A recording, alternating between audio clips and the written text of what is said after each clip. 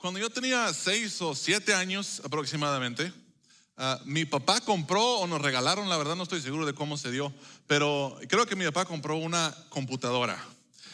Y los que tienen menos de 30 años quizás no se van a identificar mucho con lo que voy a decir.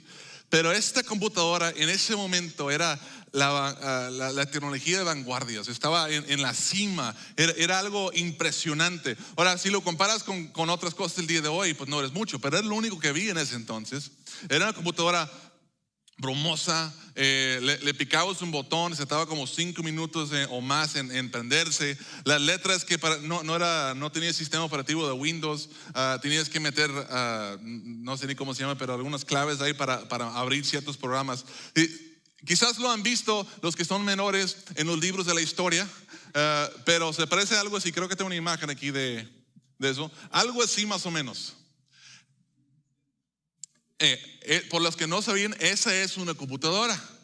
Así eran antes. De hecho, esta era una moderna. Empezaron mucho más grandes y mucho más lentes que esa. Y yo no lo usaba, no las voy a usar muy poco. Sé que mi papá me enseñó cómo meterme adentro y meter unas claves para poder jugar un juego.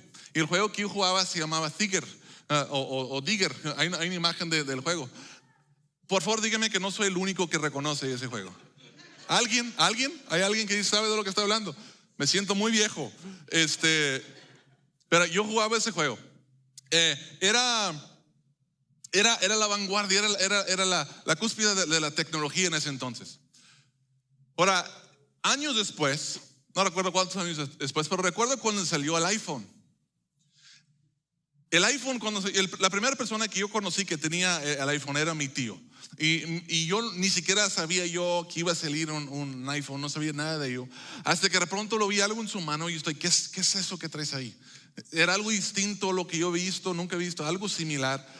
Y que me doy cuenta que es un teléfono, que en verdad era más una computadora que un teléfono. De hecho, los teléfonos que hoy les llamamos teléfonos, pero son más computadoras que son teléfonos. Es como 3% teléfono y 97% computadora.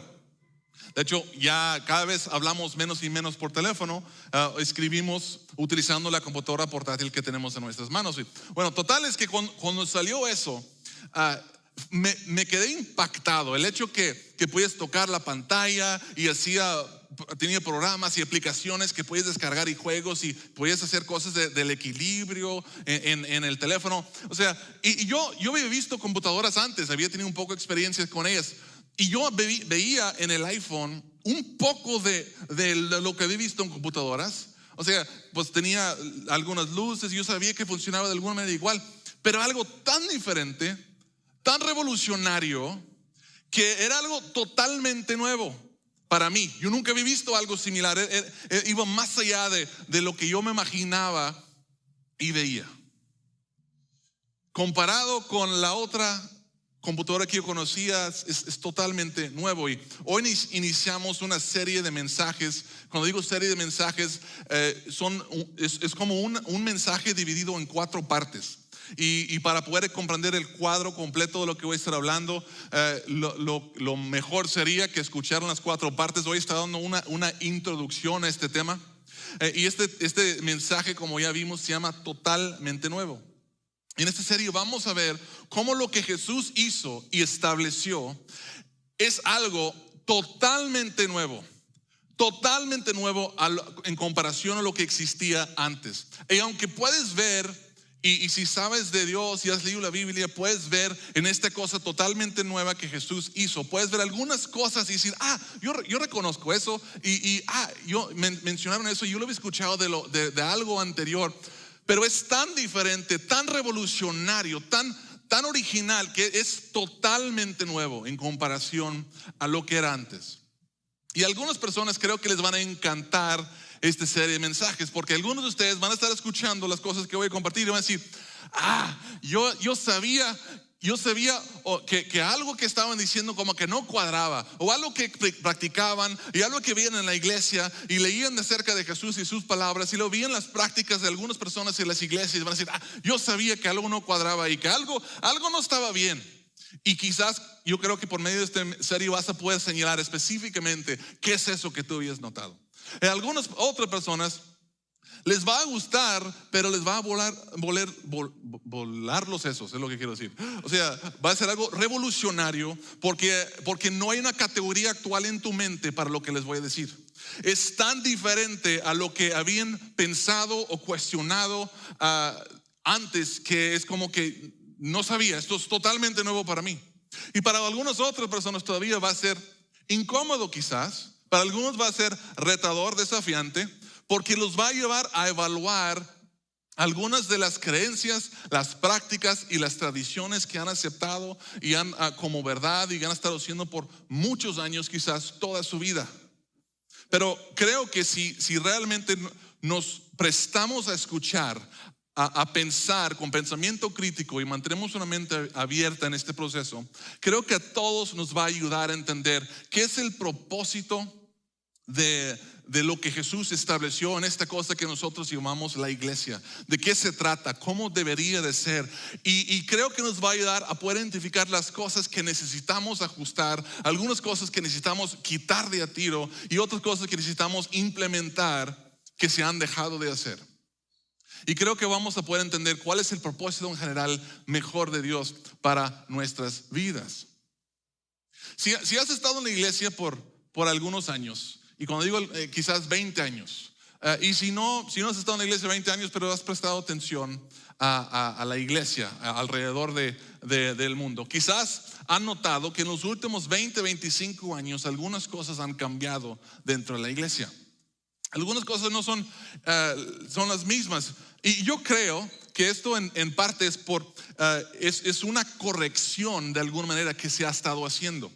Como que la iglesia en algunas áreas está volviendo a algunas cosas que ha identificado que necesita cambiar. Ha dejado algunas cosas y está volviendo a algunas cosas. Ahora, como en todos los cambios y todas las cosas así, algunas personas pueden pasarse en la corrección de algunas cosas y otras personas no llegan lo suficiente lejos y nadie queda en el lugar perfecto quizás. Pero creo que mucho es lo que hemos estado viendo alrededor del mundo en la iglesia cristiana. Es algo de eso, algo de esa corrección.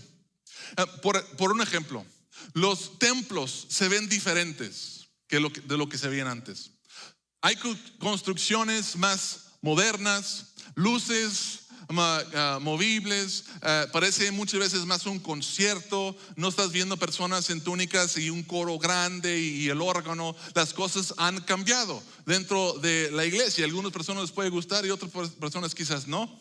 Pero la verdad es que ha habido un cambio. Las iglesias ya no son, las nuevas no son catedrales lujosas y lleno de todo tipo de cosas que cuestan millones y millones de pesos o dólares incluso construirlas.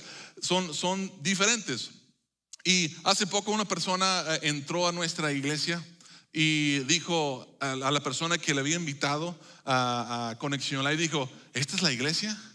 Parece más un bar o un Starbucks que una iglesia. y yo digo, qué bueno, porque nunca se han preguntado por qué una iglesia debe verse como una iglesia. ¿Acaso eso es un mandato de Dios? ¿Dónde sacamos eso? La iglesia debe verse de cierta manera. Un lugar donde se reúnen los creyentes en Jesús debe verse de cierta manera. ¿Dónde sacamos eso?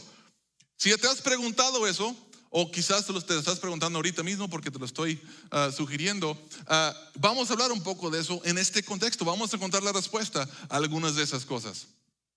La gente en las iglesias hoy se ven diferentes a lo que se veían antes.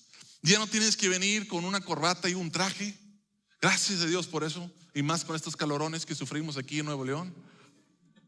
Mujeres no tienen que venirse en vestido si no quieren. Si quieren, bien. Y si no quieren, está bien. No tienen que venirse en taconadas si no quieren venirse en taconadas. Yo pensé que las mujeres me gritaran amén, pero no, aparentemente les gusta eso, no sé. Está bien. Algunas personas se pueden levantar y venir tal como eres, recién levantada la cama, puedes venir a la iglesia. Algunas personas lo hacen y son bienvenidos. Bienvenido a la iglesia, se ve que te acabas de levantar, pásale.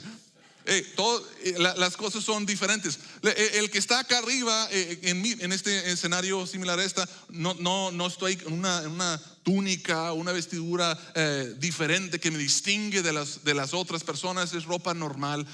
Se siente diferente en las iglesias. Hay música moderna. Es un poco menos extraño, menos menos tradiciones, liturgias.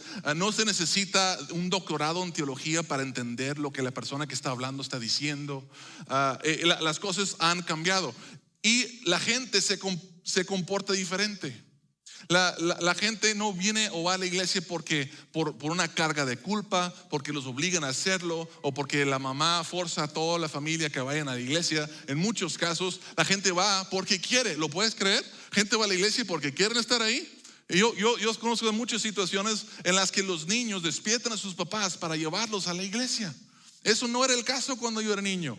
Me llevaban llorando y pataleando a la iglesia. Las cosas han cambiado. Y todo esto puede ser bueno siempre y cuando no afecta el propósito de la iglesia, la misión de la iglesia. Básicamente se han deshecho de algunas cosas que no son necesarias para enfocarse un poco más en las cosas que son necesarias, o simplemente porque no eran necesarias. Entonces, ¿para qué las tenemos aquí? Si a la gente no le gusta, entonces, o si no nos agrada a nosotros tampoco, ¿por qué lo tenemos ahí? Pero a pesar de todos los cambios que hemos hecho, y algunos de ellos han sido buenas, seguimos aferrados a cosas que están deteniéndonos, que nos están deteniendo. Seguimos aferrados a cosas que nos están deteniendo.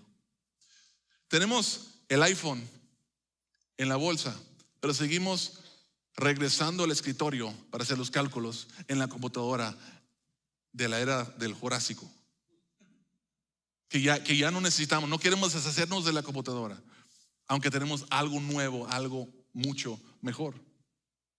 Pregunta: si las iglesias, si nosotros, la iglesia en general, si estamos haciendo cosas que está haciendo que sea más difícil para nuevas personas que no conocen a Jesús, si estamos practicando cosas que hacen más incómodo o más difícil para esas personas acercarse a Dios, ¿creen ustedes que nosotros es nuestra responsabilidad quitar las cosas innecesarias que están impidiendo que las personas se acerquen?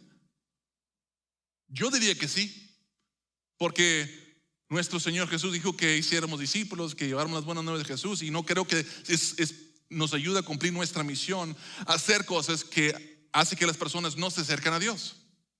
La verdad es que aún hay muchas cosas que la gente resiste de la iglesia. Y las buenas noticias son estas: que la mayoría de las cosas que a la gente no le gusta de la iglesia son cosas que la iglesia no debería estar haciendo. La mayoría de las cosas que si nosotros le preguntáramos, si tú fuéramos a hacer una encuesta en cualquier parte de México, ¿qué es lo que no te gusta? ¿Qué es lo que te desagrada de la iglesia? Casi todo, el 99% de lo que te dirían, no son cosas que tenemos que hacer, no son cosas esenciales, no son cosas que podríamos quitar de la iglesia y la iglesia aún así cumpliría su misión. Y eso es interesante, enterarnos de eso. Si ese es el caso, entonces ¿por qué seguimos haciendo estas cosas? Ojo, yo quiero que quede bien claro esto. No deberíamos de cambiar para agradarle a la gente. No se trata de agradar a la gente. Y lo digo porque hay personas que pueden sacar de contexto lo que estoy diciendo. No se trata de buscar agradar a lo que la gente quiere. Se trata de no hacer cosas que sabotean nuestra misión. No hacer cosas que no son necesarias, pero que sí impide que las personas se acerquen a Dios. Le da una excusa, un motivo para no buscar a Dios, para no venir a escuchar su palabra, para no rodearse de personas que decimos ser seguidores de Jesús. Entonces, piensa en la iglesia desde la perspectiva de alguien de afuera que no es de iglesia por un momento. ¿Qué es la iglesia? Al menos, ¿qué debería ser la iglesia? Una buena definición de la iglesia, y creo que deberíamos de todos verlo así, aunque yo sé que no, pero deberíamos verlo así. Esto es una definición: una comunidad de personas que siguen las enseñanzas de un hombre enviado de Dios, es decir, Jesús, para explicarnos de Dios y cómo tener acceso a Dios. ¿Estamos entendiendo? Eso debería ser lo que nosotros entendemos cuando alguien dice: voy a la iglesia. ¿Dónde vas? Vas a ir a una comunidad donde se reúnen personas que siguen las enseñanzas de Jesús, quien enseñó a las personas cómo tener acceso a Dios. Ok. Pero yo sé que eso no es lo que pensamos la mayoría de las personas cuando escuchamos esto. ¿Qué hay que no agrade de esta definición? ¿Qué hay que no les gusta o le puede gustar a alguien de esta definición? No tiene nada que ver con tradiciones, ni con lugares, con edificios, con críticas, con juicios, con reglas humanas, no tiene que ver nada con esto. Pero esta es la definición, una definición más acertada, más correcta de lo que es la iglesia de Jesús. Y aparte de esto, la aplicación de las enseñanzas principales de Jesús se resume en una sola palabra, que es amor. Y amor aplicada en tres áreas diferentes: amor por Dios, amor por otros y amor hasta por tus enemigos. ¿Qué es desagradable? ¿Qué hay desagradable de eso? Bueno, y si no crees lo que la iglesia cree, incluso si no creyeras, no cae gordo o no te molesta que otras personas amen a Dios, amen a otras personas y amen a sus enemigos. Es hasta algo admirable. Dices, yo no creo lo que ellos creen, pero mis respetos, porque cómo aman a Dios y cómo aman a otros y cómo hasta sus enemigos aman. No creo nada de lo que ellos creen y se me hacen ridículos, porque creen que un hombre vino del cielo y que murió, resucitó. ¿Podrá alguien decir eso? Pero creo que nadie diría, no me gusta la iglesia porque ellos aman a las personas. Lo único que los no cristianos, los no seguidores de Jesús deberían resistir de la iglesia es la lealtad que tenemos por Jesús. Pero fuera de eso, ¿qué es desagradable de la iglesia? Y yo sé que eso no es lo único resistible. Sé que hay otras cosas que hacemos la iglesia, no solo nosotros, sino la iglesia en general, que hace que a las personas no les guste venir a la iglesia. Pero debería ser lo único. Y hablando de la iglesia, Mahatma Gandhi dijo algo que probablemente han escuchado en alguna parte. Dijo: me gusta tu Cristo, no me gustan tus cristianos. Tus cristianos son tan diferentes a tu Cristo. ¿Por qué diría algo así? Si su definición, si la iglesia, si la gente viera la iglesia como una comunidad de personas que sigue las enseñanzas de Jesús, y las enseñanzas de Jesús es amar a Dios, amar a otros y amar a tus enemigos, y si estamos diciendo esto, ¿por qué diría eso Gandhi? ¿Será porque no lo estamos haciendo? ¿Será porque que algo ha cambiado, que en algo estamos errando? Investigué un poquito porque yo quería saber por qué Gandhi dijo eso. Y resulta que cuando Gandhi era joven y estaba estudiando el hinduismo, se encontró, alguien le regaló una copia del Nuevo Testamento y se puso a leer los evangelios y empezó a leer acerca de Jesús. Y le fascinó y le creó mucha curiosidad y quería saber más acerca de Jesús. Y fue a la iglesia, una iglesia allá donde es él, en la India, donde al querer entrar y escuchar acerca de Jesús, los sugieres en la puerta lo detuvieron y dijeron: hey, no puedes entrar aquí porque tú eres de otro nivel, de una casta diferente, inferior, y solo la gente de cierta casta, cierto nivel puede entrar a la iglesia. Si eso me hubiera pasado a mí cuando yo estaba buscando entender y comprender a Jesús y sus enseñanzas, ¿saben qué? Yo creo que hubiera dicho lo mismo que él dijo. Pero ¿por qué sucede esto? Gandhi no estaba molesto o no estaba en desacuerdo con las enseñanzas de Jesús. Estaba en desacuerdo porque la iglesia estaba haciendo cosas que Jesús nunca dijo que hicieran. Estaban yendo completamente en contra de algunas de las cosas que Jesús dijo que deberían de hacer. Pero no siempre fue así. La iglesia no siempre fue así. Durante los primeros 300 años aproximadamente la iglesia estaba haciendo las cosas bien. Básicamente la única cosa que alguien pudiera quejarse de la iglesia era por su pasión y su fe en un tal Jesús que creían que había muerto y resucitado y que era Rey de Reyes y que era el único camino a la salvación hacia el Padre. Pero fuera de eso no había nada desagradable. Al contrario, la iglesia era tan bueno amando a Dios, amando a otros y hasta sus enemigos, que eran conocidos en todo el mundo por su amor, su servicio y su generosidad. Eso era cuando alguien pensaba en los cristianos, a quienes el nombre cristiano significa pequeños cristos, lo estaban identificando con el servicio y el amor de su Señor Cristo. Y eso es lo que, si alguien no, de hecho, eso fue lo único, me atrevo a decir, que resultó en la persecución de la iglesia. Porque fíjense, cuando en ese entonces Había muchos hombres, obviamente eran reyes y emperadores, y había muchas religiones de otras religiones con líderes religiosos que tenían mucha influencia y poder. Entonces, ¿qué es aunque los cristianos estaban amando a Dios, amando a otros y hasta sus enemigos, también estaban diciendo que Jesús era el rey de todos los reyes y que Él es el único Dios. Entonces algunos hombres, reyes, emperadores supieron eso y les pegó en el orgullo. Empezaron a preocuparse. ¿Qué tal si estas personas empiezan a no reconocer nuestra autoridad? Y les preocupó, añadido a que los líderes religiosos les estaban hablando a los reyes y los emperadores diciendo que eso podía pasar. Y los líderes religiosos de otras religiones estaban preocupados porque muchas personas estaban creyendo en Jesús. Era un hecho que no se podía negar, que Jesús era un hombre de verdad, había muerto, había resucitado, todo el mundo lo sabía y muchos estaban creyendo. Y al estarse predicando eso, muchas personas estaban creyendo y cada vez tenían menos poder e influencia los líderes religiosos de otras religiones sobre las personas. Porque si crees en Jesús, entonces ya no consideres lo que ellos enseñan como verdad. Entonces empezó una persecución contra la iglesia. Pero escuchen esto, no tenía nada que ver porque ellos eran conflictivos, porque exigían que te vistieras de cierta manera, que te forzaban a creer lo que ellos creían. No tenía que ver con edificios, la iglesia no tiene nada que ver con nada de eso. Era amar a Dios, amar a otros y amar hasta los enemigos. En mi vida nunca he escuchado a alguien decir: a mí no me gusta la iglesia porque ellos siguen las enseñanzas de Jesús y aman a todo el mundo. He escuchado a muchas personas que tienen problemas con la iglesia, pero eso nunca ha sido la razón.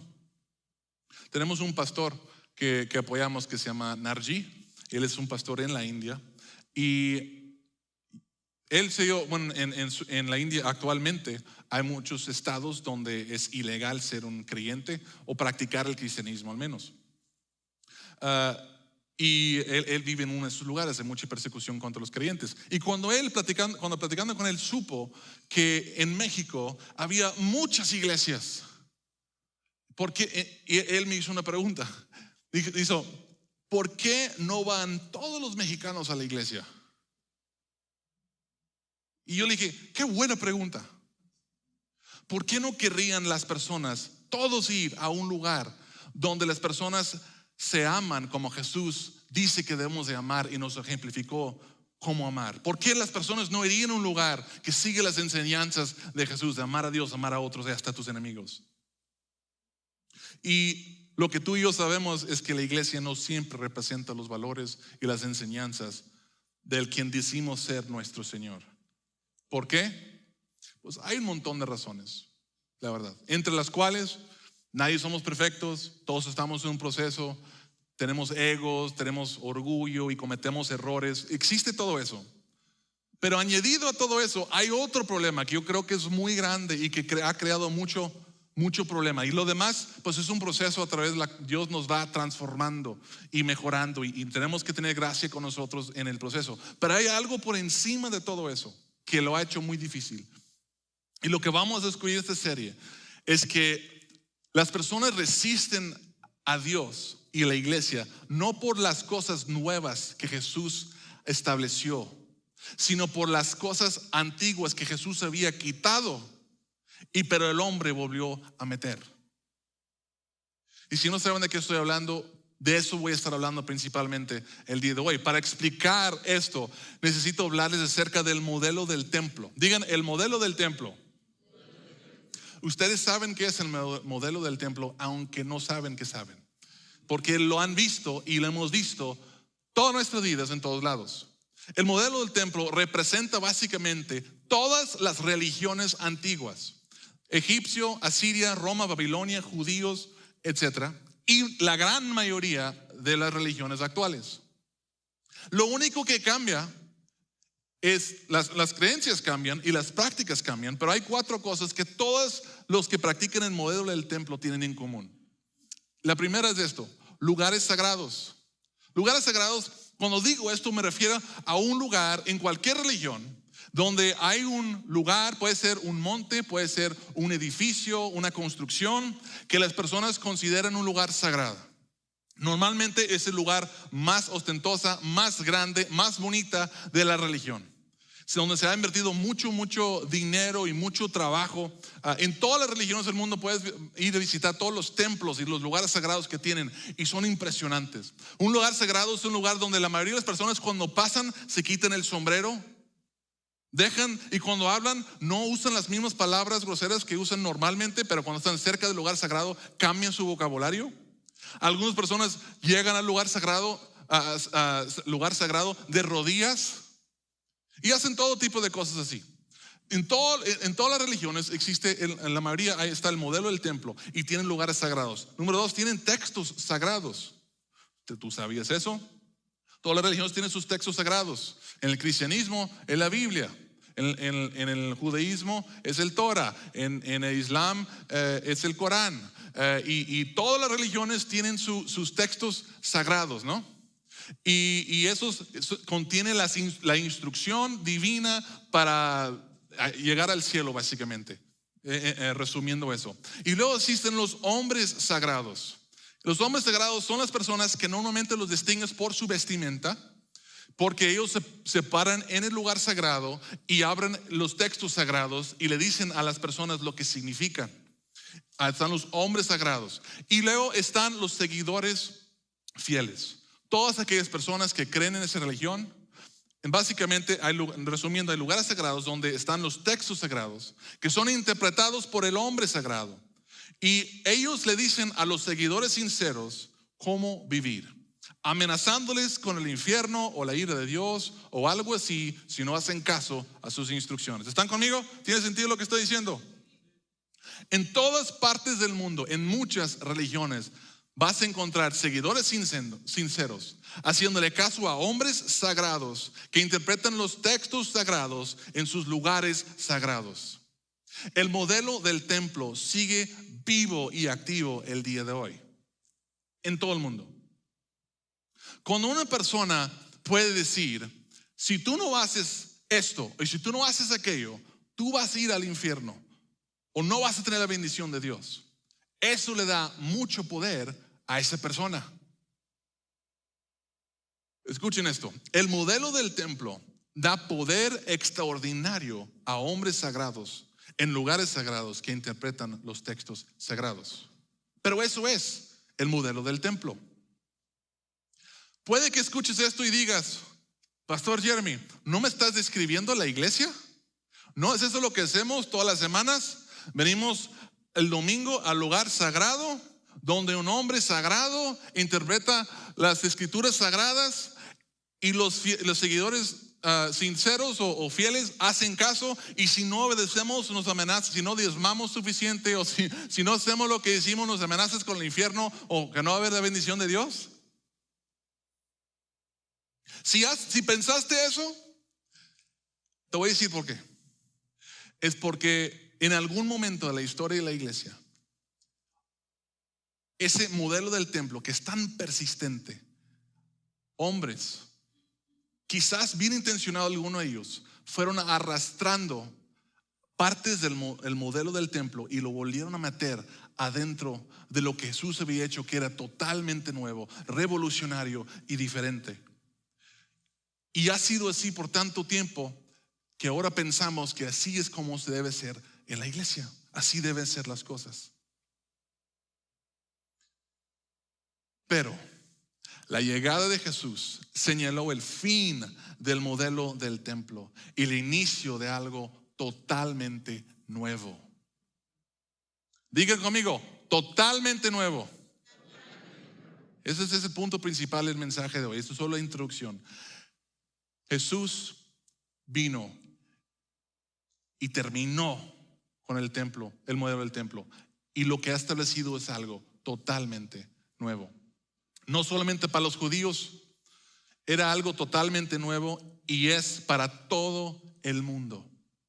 De hecho, antes de ascender al cielo, Jesús le dijo a sus discípulos: esto que les he enseñado, lo que han visto, lo que les he enseñado, vayan y hagan discípulos de todas las naciones, porque esto que es totalmente nuevo que estoy diciendo no es para los judíos, no es para Israel, es para todo el mundo. Esto es nuevo.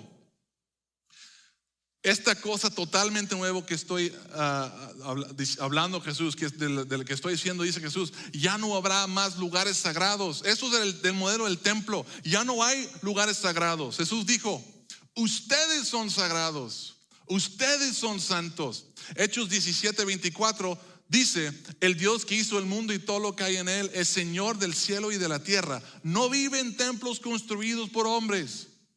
En otras palabras, no hay lugares sagrados donde resida la presencia de Dios. Pero 1 Corintios 6:19, hablando el apóstol Pablo, dice, ¿acaso no saben que su cuerpo es templo del Espíritu Santo, quien está en ustedes y el que han recibido parte de Dios? Ustedes, no hay lugares sagrados, hay personas sagradas. Los seguidores de Jesús, los leales a Jesús, son las personas sagradas, son el templo de Dios. Y esto creo que es importante recalcar. Si algún día tú te encuentras en el lugar más sagrado del mundo, en el mismo Calvario donde Jesús fue crucificado, o en el mismo establo donde Jesús nació, y tú es el lugar más sagrado del mundo, recuerda lo siguiente, que cualquier persona que está alrededor de ti, que tiene el Espíritu Santo de Dios, es más sagrado que ese lugar. Eso no es más que un lugar. El Espíritu Santo vive dentro de los hijos de Dios. Ya no necesitas, bueno, Jesús dijo ya en esta cosa totalmente nueva que Jesús hizo, ya no habrían hombres sagrados. Cuando me refiero acabo de mencionar que todos somos sagrados. El hombre sagrado del modelo del templo, el que tiene la conexión con Dios y es el único que puede interpretar las escrituras, eso ya no. Ahora cada creyente es sagrado, un sacerdote de Dios. 1 Pedro 2:9 dice, pero ustedes son linaje escogido. Pedro hablando a la iglesia, son linaje, no a una persona, a la iglesia en general, son linaje escogido, real sacerdocio, no el sacerdote que se para allá en las otras religiones o incluso en el judaísmo, no, son ustedes real sacerdocio, nación santa, pueblo adquirido por Dios, para que anuncien los hechos maravillosos de aquel que los llamó de las tinieblas a su luz admirable. En esto totalmente nuevo que Jesús hizo, ya no necesitas que alguien más hable con Dios de tu parte. Ahora tú le puedes hablar directamente. Es totalmente nuevo al modelo del templo. Ya no necesitas que alguien más te interprete los textos sagrados. Jesús enseña que su Espíritu Santo es quien nos guiaría a toda la verdad, no los hombres sagrados, el Espíritu Santo. Cada creyente en Dios le da su Espíritu Santo, quien le da la habilidad de interpretar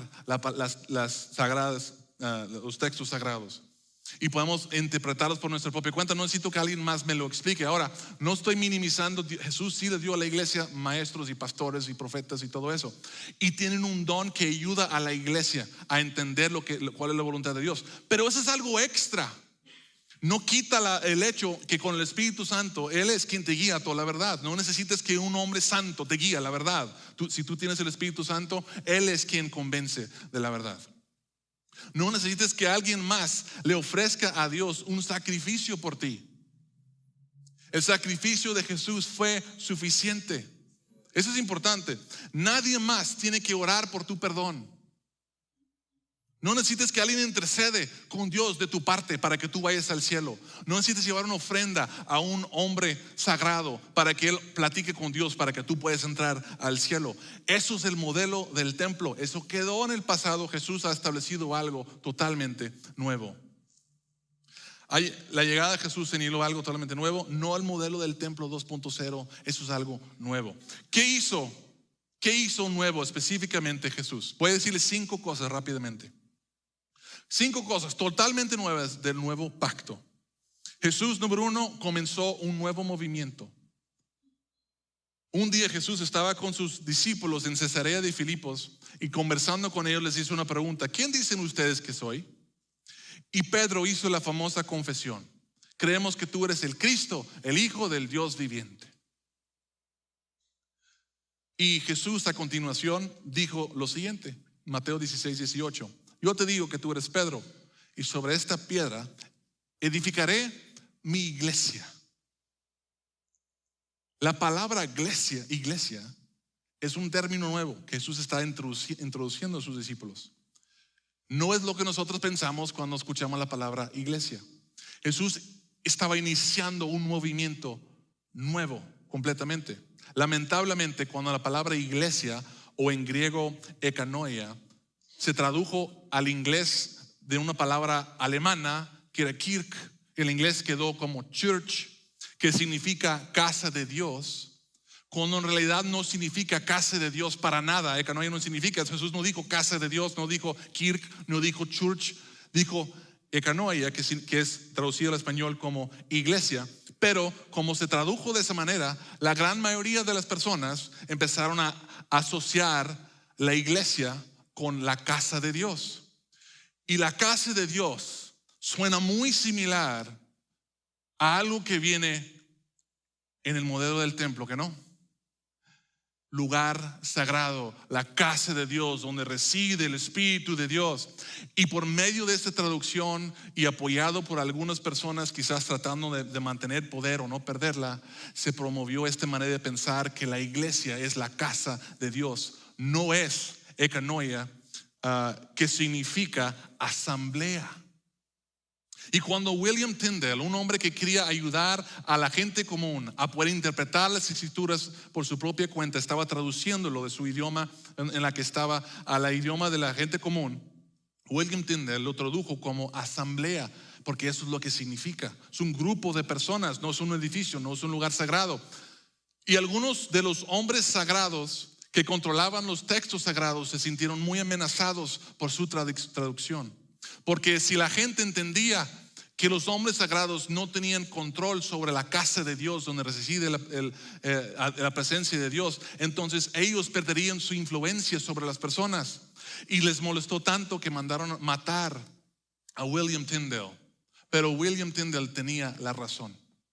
Jesús predijo un movimiento totalmente nuevo que no giraba en torno a lugares sagrados, sino hombres y mujeres sagrados, la asamblea de los creyentes. Número 2, Jesús instituyó un nuevo pacto.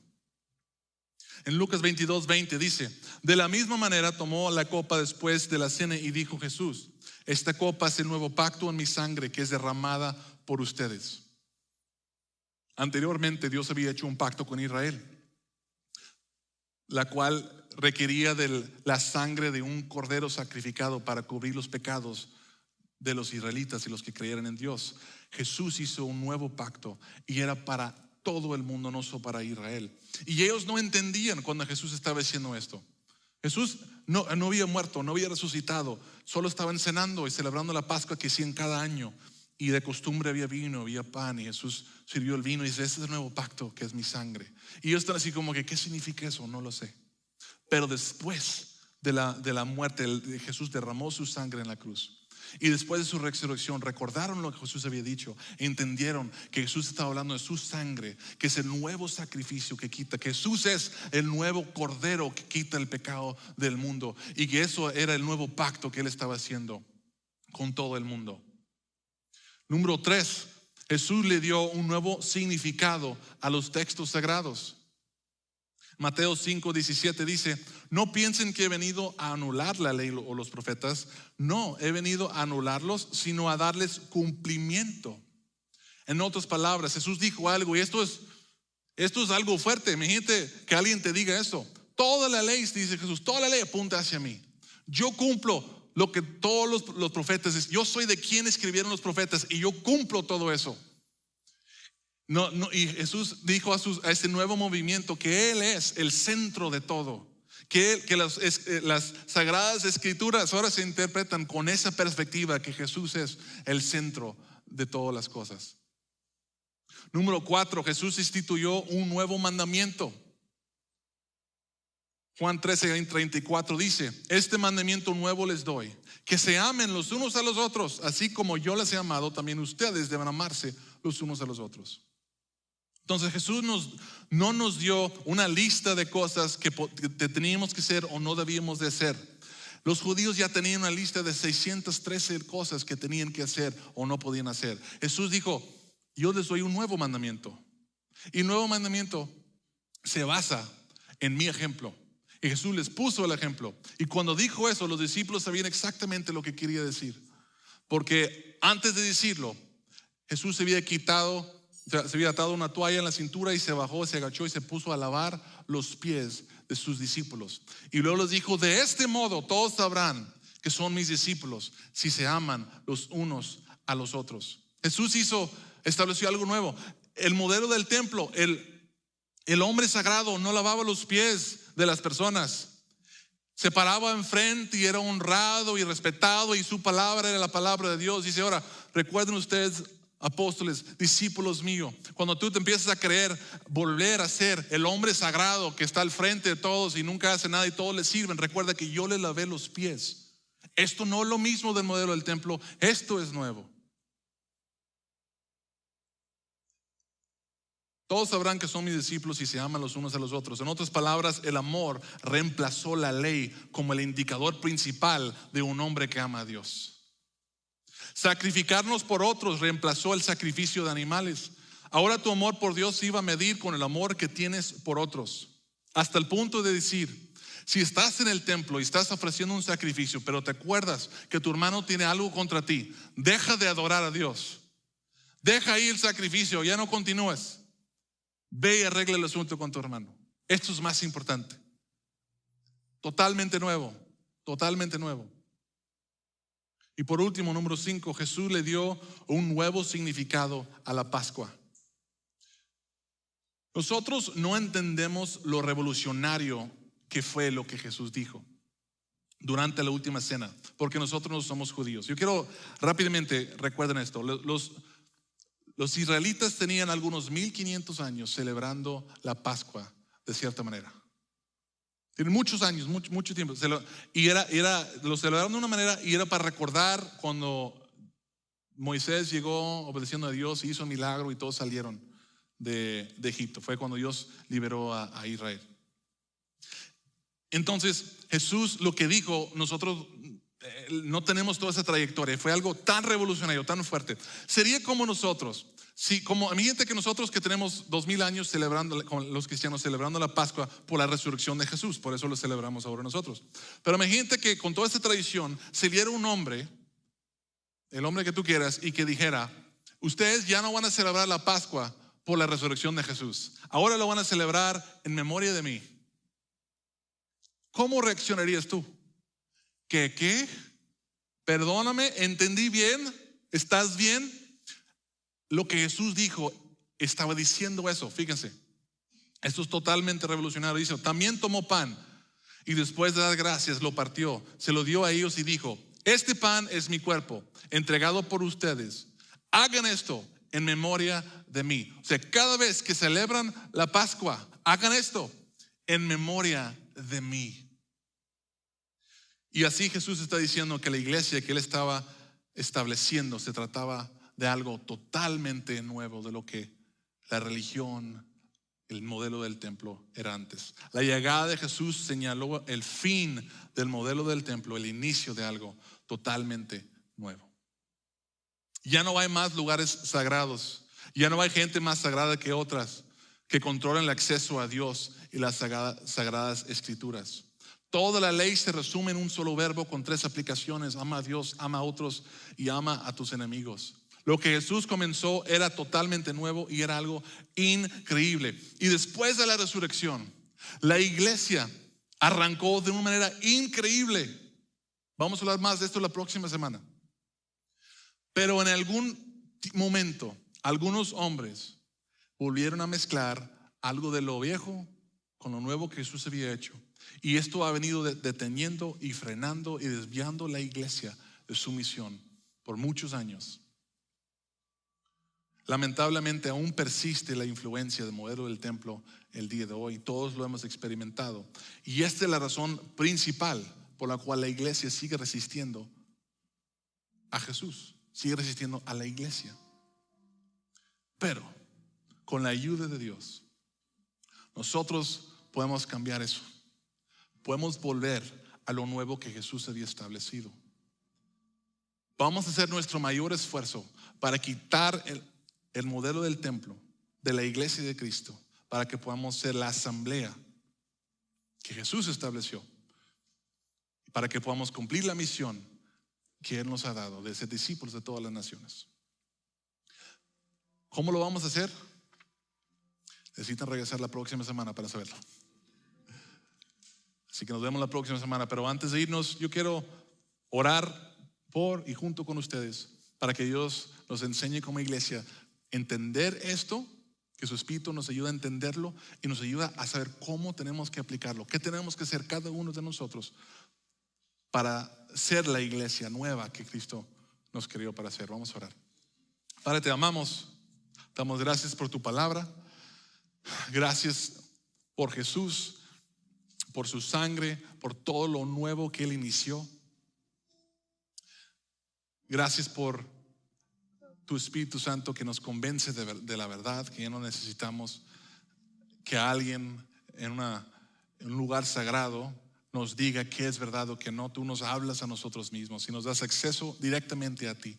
Y ahorita venimos ante ti como iglesia, pero también como individuos, gente buscando la verdad y buscando hacer tu voluntad.